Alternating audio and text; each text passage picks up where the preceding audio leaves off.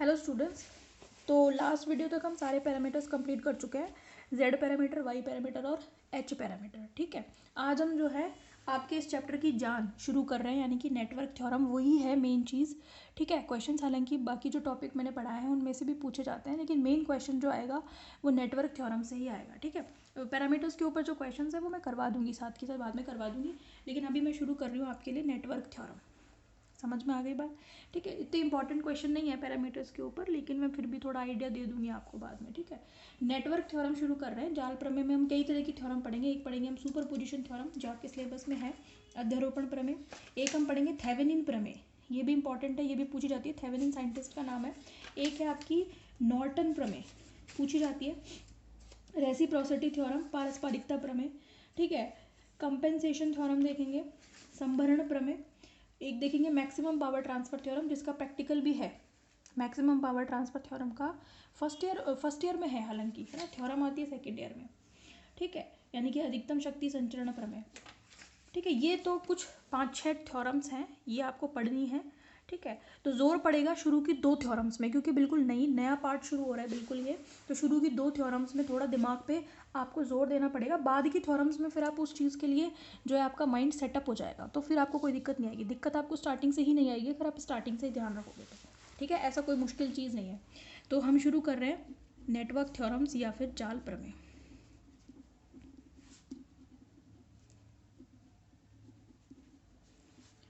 Network theorems यानी कि जाल प्रमेय, समझ में आ गई? नेटवर्क थ्योरम में हम सबसे पहले जो शुरू कर रहे हैं ना, मतलब ये थ्योरम्स की हमें ज़रूरत क्यों पड़ी? ज़रूरत इसलिए पड़ी क्योंकि हालांकि हम जो सर्किट्स हैं उनकी एनालिसिस हम किरचॉफ के लॉ से कर सकते हैं, है ना। किरचॉफ का लॉ भी इसी काम के लिए होता है कि जैसे मैंने 2 क्वेश्चन आपको करवाए भी थे कि किसी भी सर्किट का एनालिसिस, उसमें किसी भी ब्रांच में कितना करंट फ्लो हो रहा है, कितना रेजिस्टेंस है, कितनी वोल्टेज आ रही है, इन सब चीज़ों का अगर हमें इन सब पैरामीटर्स के बारे में सोचना हो कि आर क्या होगा, आई क्या होगा, या वोल्टेज क्या होगी, तो उसके लिए अपन किरचॉफ लॉ यूज़ करते हैं ना, किसी सर्किट को एनालिसिस करने के लिए, उसको विश्लेषित करने के लिए। लेकिन नेटवर्क थ्योरम से उनका सोल्यूशन और भी आसान हो जाता है, मतलब प्रोसेस और भी आसान हो जाता है, यानी कि जो नेटवर्क्स हैं या जो सर्किट्स हैं उनको विश्लेषित करना और भी आसान बनाने के लिए नेटवर्क थ्योरम्स बनाई गई। समझ में आ गई? तो अलग अलग साइंटिस्ट ने अपने अपने हिसाब से दिए। ठीक है, जैसे सबसे पहले जो हम पढ़ेंगे वो है आपकी अध्यारोपण प्रमेय या सुपर पोजिशन थ्योरम। अब इसका नाम ऐसा क्यों है ये आपको थ्योरम पढ़ने के बाद समझ में आ जाएगा। यानी कि अध्यारोपण प्रमेय, हिंदी में बोलते हैं अध्यारोपण प्रमेय। समझ में आ गए? ठीक है, अब ये सुपरपोजिशन थ्योरम क्या कहती है? स्टेटमेंट सुनो, पहले स्टेटमेंट ध्यान से सुनो, यानी कि इसका कथन क्या है।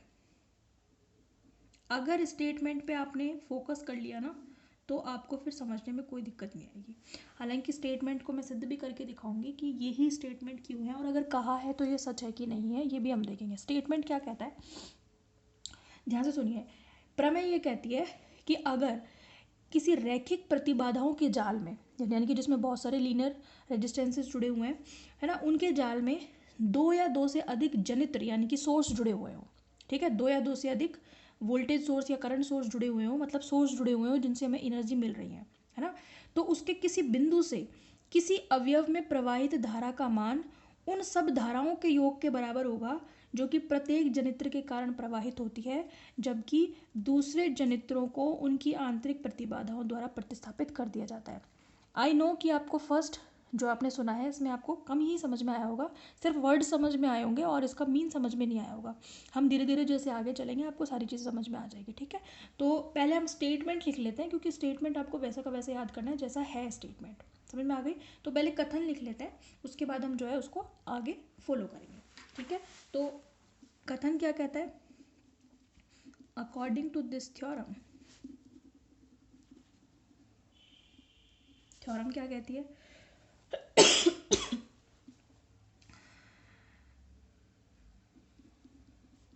In a circuit of many linear impedances, many linear impedances in which two or more than two or more than two sources are connected. Two or more than two sources are connected, the current flow, Hindi में भी बोल दूंगी मैं, ठीक है, the current flow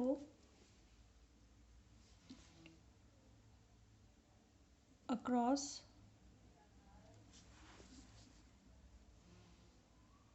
any element is equal to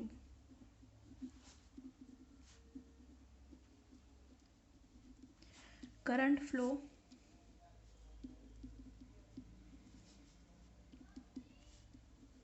in each element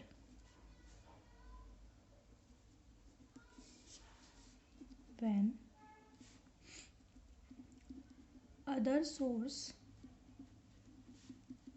is replaced by its internal impedance. समझ में आ गई है ना? In a circuit of many linear impedance in which two or more than two sources are connected, the current flow across any element is equal to the current flow in each element when other source is replaced by its internal impedance. समझ में आ गई? एक minute.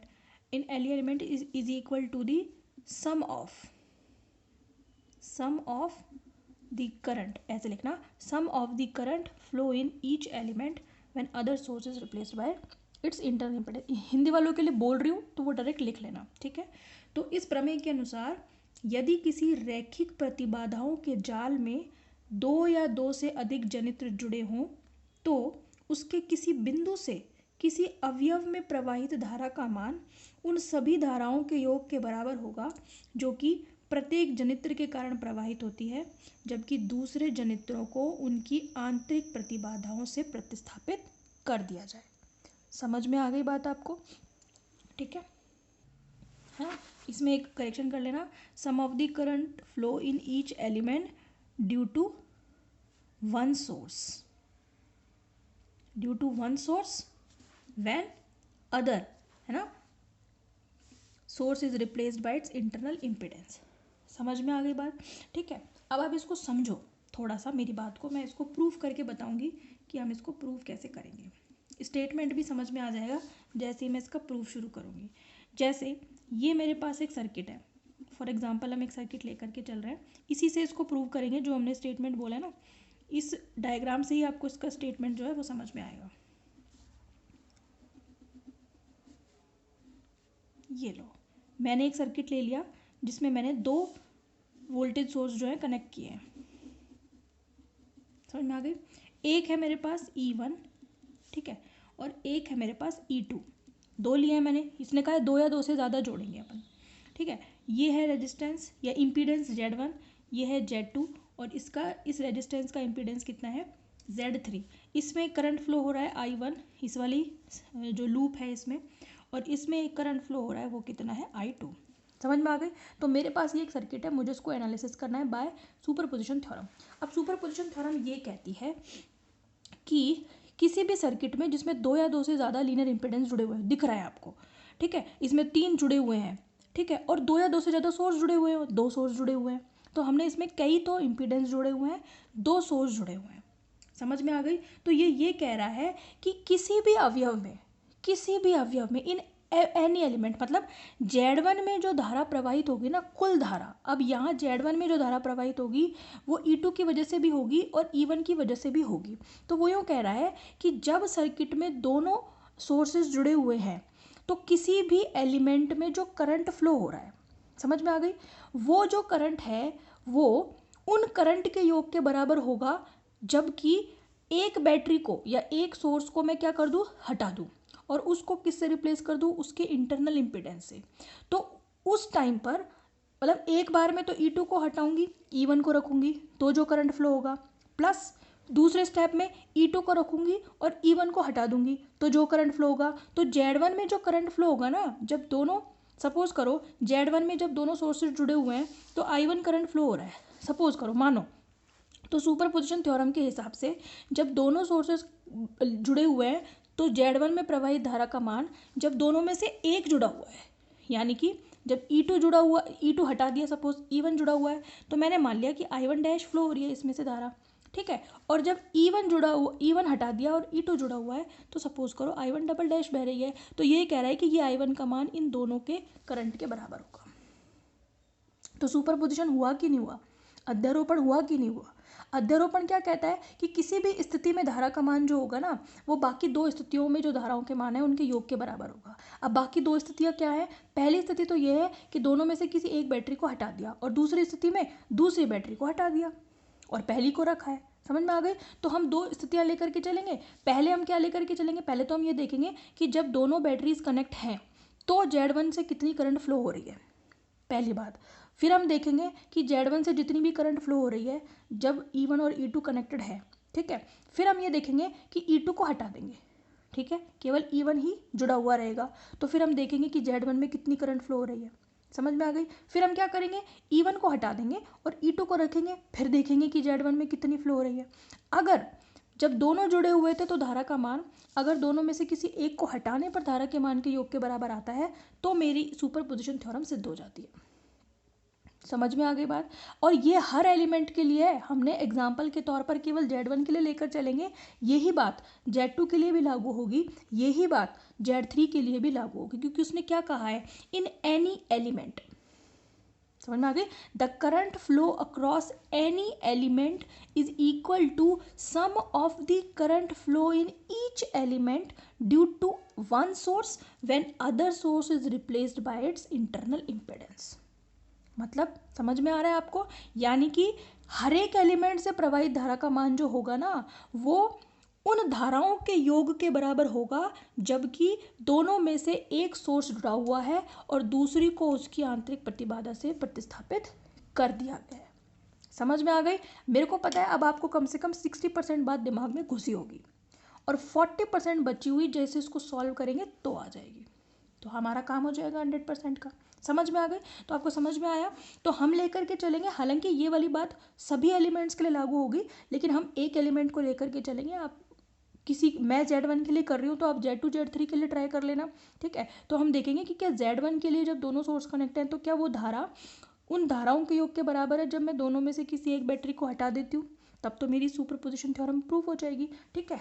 तो हम लेकर के चलते हैं। पहले सबसे पहले हम क्या निकालते हैं, to prove this theorem, to prove this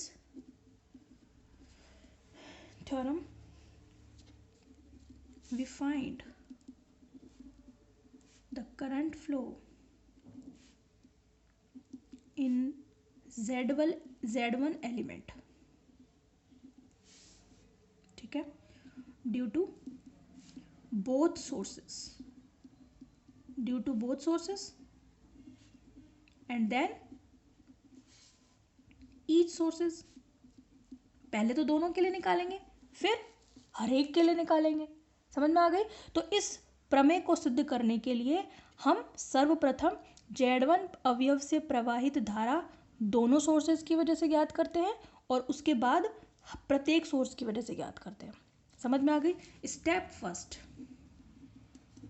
first तो यही है जिसमें हम निकालेंगे कि Z1 से कितना करंट फ्लो होता है जबकि दोनों बैटरीज कनेक्ट है।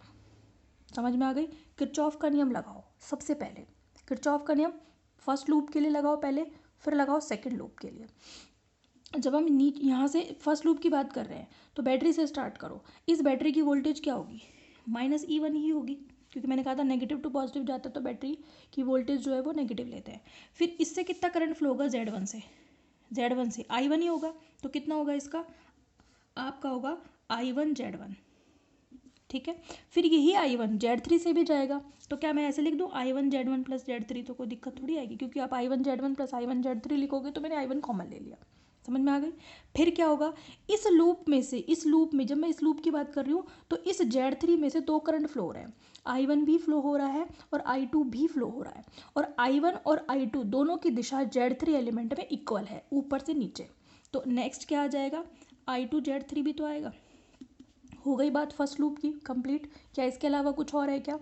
पहले हमने लूप में लगा दिया किरचॉफ का वोल्टेज लॉ, ठीक। तो इससे मेरे को क्या मिल गई equation, E1 is equal to I1 Z1 plus Z3 plus I2 Z3। फिर यही किरचॉफ का नियम दूसरे लूप में लगा दो। ये हमने किस में लगाया है, लूप फर्स्ट। इक्वेशन 1 मिल गई। अब लगा दो आप लूप सेकंड में। लूप सेकंड में लगाओ, बैटरी से ही शुरू करो। क्या आएगा, -E2 प्लस इसमें से जाएगी I2 Z2, और यही I2 Z3 में से भी जा रही है, तो I2 Z2 प्लस Z3। फिर इस Z3 में से I1 भी जा रही है, तो I1 Z3 सेम डायरेक्शन में जा रही है। अगर दोनों अपोजिट होते तो मैं इसके साथ माइनस ले सकती थी।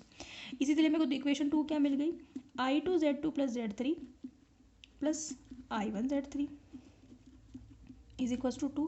अब मेरे पास दो इक्वेशन आ गई। दोनों इक्वेशन से मुझे क्या निकालना है, I1 दोनों को सॉल्व करना है, और दोनों इक्वेशंस को सॉल्व करके मेरे को किसकी वैल्यू निकालनी है, I1 और I2 की वैल्यू निकालनी है। तो मेरे को पता चल जाएगा कि I1 की वैल्यू कितनी है। I1 किस में से फ्लो होने वाला करंट है, Z1 में से। फिर हम देखेंगे कि दोनों बैटरीज में से एक एक जोड़ूंगी, एक एक हटाऊंगी तो कितने आएगी। ठीक है, ठीक है। तो अपन इसको कंटिन्यू करेंगे आगे। नेक्स्ट वीडियो में आपको ये 100% समझ में आ जाएगी। ठीक है, कंटिन्यू करेंगे। Thank you so much.